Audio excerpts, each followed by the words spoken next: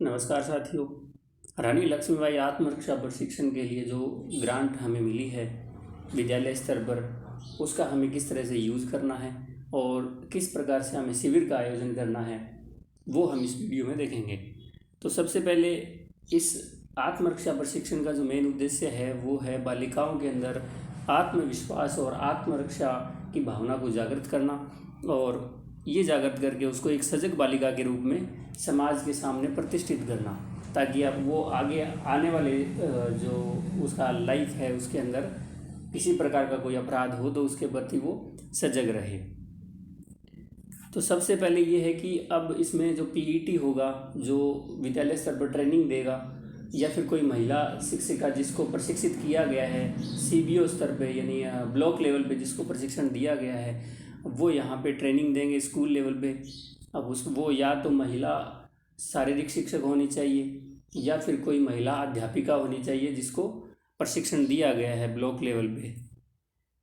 अब प्रशिक्षण से संबंधित सारी जानकारी जो पीईटी है, या अगर पीईटी महिला शारीरिक शिक्षक नहीं है तो जो शिक्षिका है वो पहले तो इसकी एक रूपरेखा तैयार करके पूरा, और वो संस्था प्रधान को प्रोवाइड करवाएंगे कि क्या क्या कार्यक्रम जो है वो शिविर के दौरान जो है होने वाले हैं, क्या एक्टिविटी वो कराने वाले हैं। ये सारी जो योजनाएं हैं ये इसकी एक कार्य योजना बना के संस्था प्रधान को उपलब्ध करवाएंगे।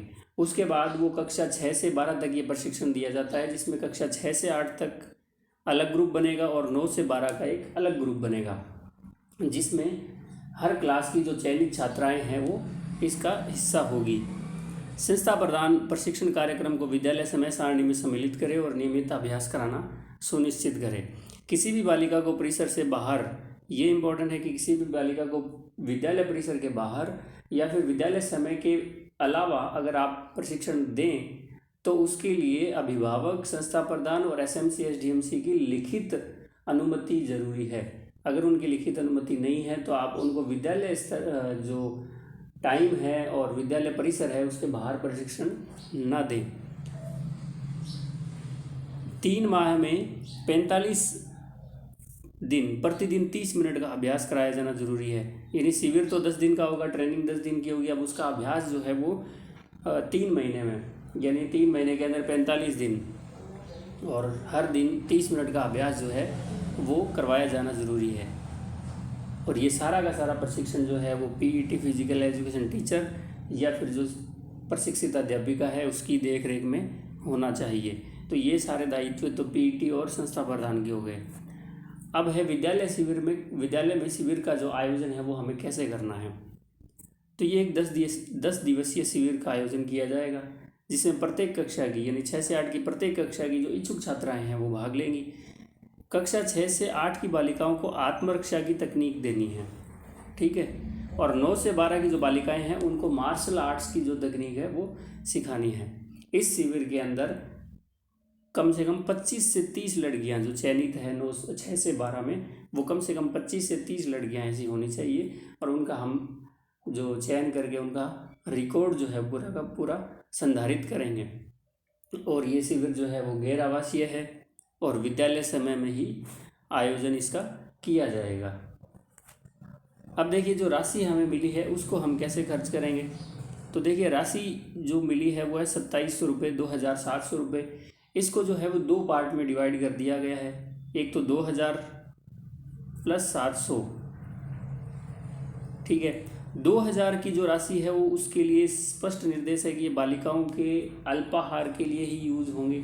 10 दिन शिविर लगेगा, उसमें बालिकाओं का जो अल्पाहार है उसी के लिए ये 2000 रुपये यूज होंगे।